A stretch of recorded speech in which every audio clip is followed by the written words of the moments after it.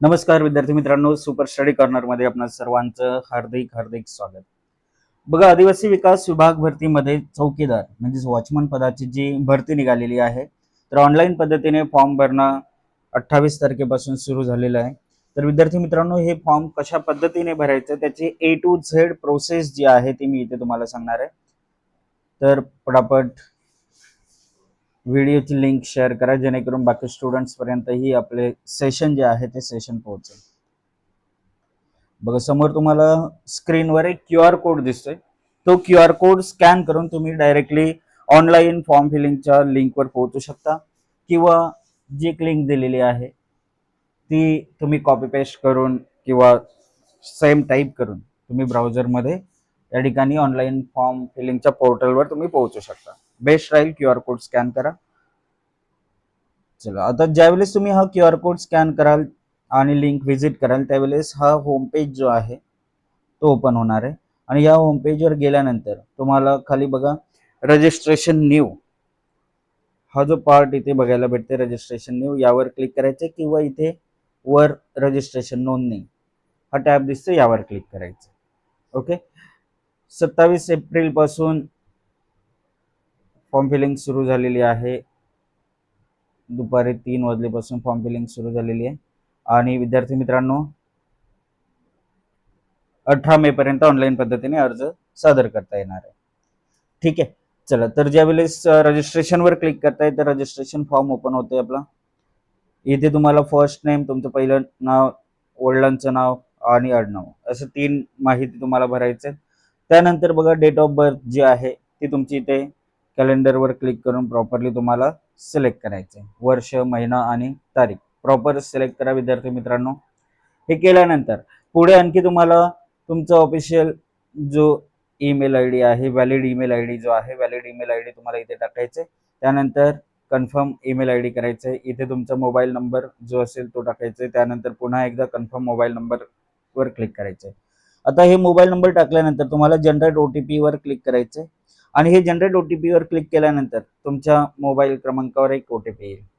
Okay, तर तो OTP आला तर तुम्हाला अशा पद्धतीने मेसेज दिसेल, OTP has been send to your mobile और ईमेल. ठीक आहे, तर OTP आल्यानंतर तो OTP तुम्हाला या ठिकाणी दिलेल्या जागी एंटर करायचा आहे.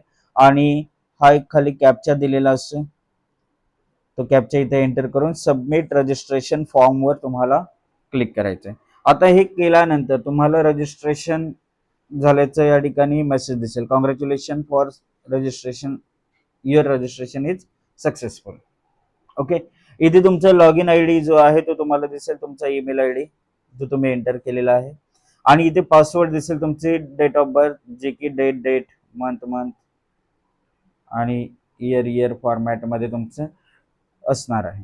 ओके, आता हे तुम्हाला काय करायचं, पुन्हा एकदा तुम्ही होम पेजवर जाऊन तुम्हाला लॉग इन बटनवर क्लिक करायचं आहे. लॉग इन बटनवर क्लिक केलं तर तुम्हाला इथे ईमेल आय डी आणि तुमचा जो करंट पासवर्ड जो आहे, जो डेट ऑफ बर्थ वाला, तो टाईप करून तुम्हाला साइन इन करायचं आहे.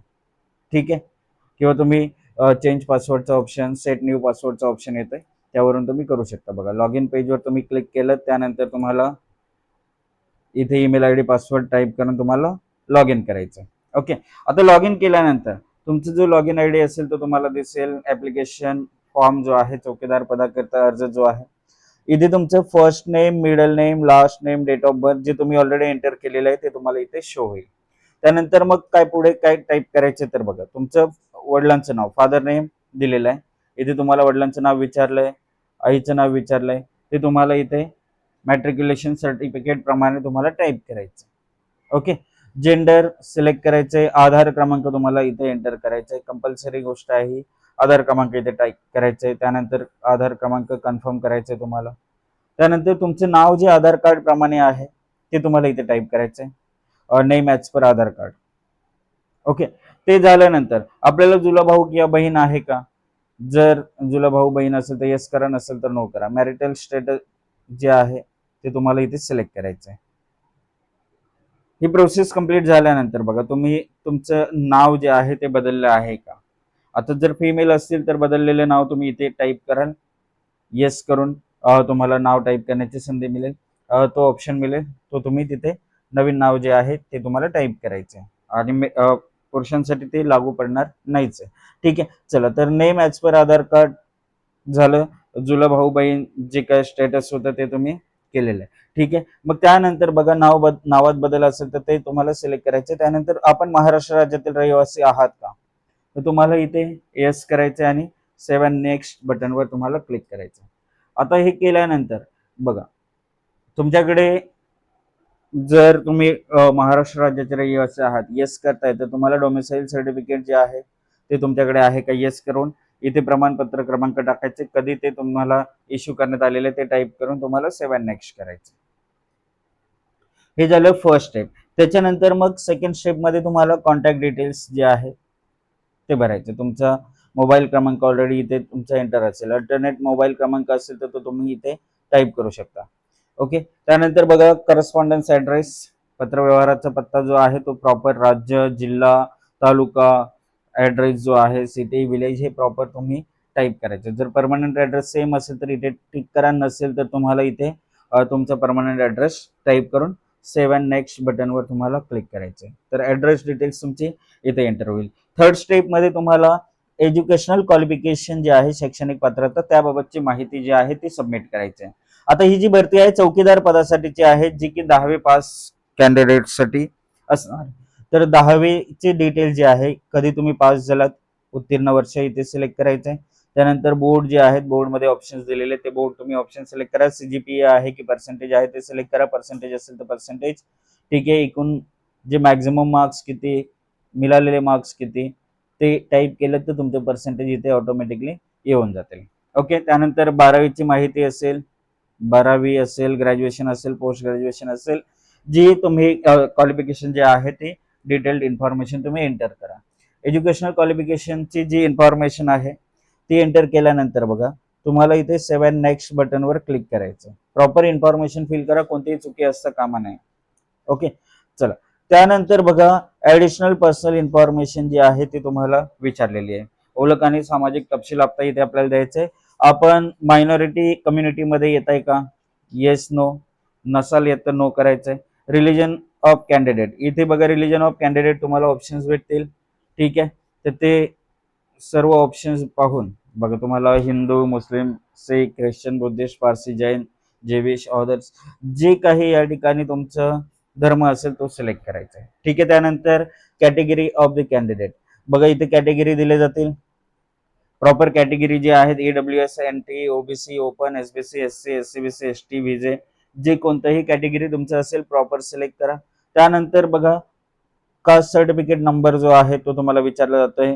कधी तुम्हाला कास्ट सर्टिफिकेट इश्यू झालेला आहे तो विचारला जातोय. जात प्रमाणपत्र कोणत्या अधिकाऱ्याकडून निर्गमित करण्यात आलेलं आहे, तर ते ऑप्शन्स जे आहेत ते तुम्हाला भेटतील.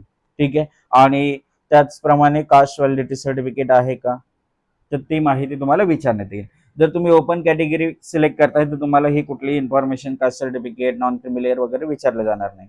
ठीक आहे, चला त्यानंतर बघा तुम्हाला पदाचं नाव जे आहे ते दिसेल इथे आणि कुठल्या कॅटेगरीसाठी तुम्ही अर्ज करताय, तर जी माहिती आहे नोटिफिकेशन प्रॉपरली बघून घ्या. कुठल्या प्रकल्पासाठी तुम्ही अर्ज करताय आणि कुठल्या कॅटेगरीसाठी अर्ज करताय, किती जागा आहेत, ती सर्व इन्फॉर्मेशन पहिलेच बघून घ्या.